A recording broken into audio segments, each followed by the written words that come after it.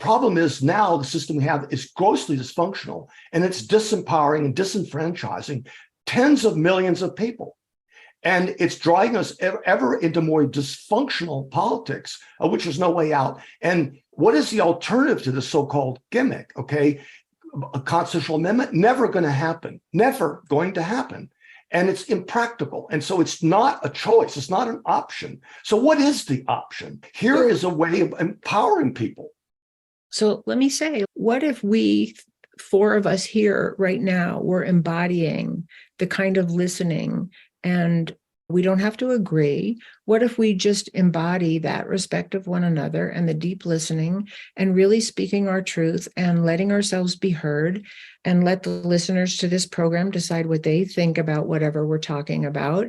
But I don't think we have to argue. I think we have different points of view, and let them all be heard. And let's be the role model for what it is we want to create here. And in that vein, I'd love to hear what you think, Bo.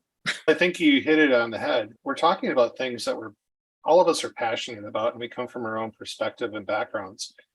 But when we come together because we're so passionate about these subjects and opinions, it's difficult sometimes for us to be open to express as well as to receive.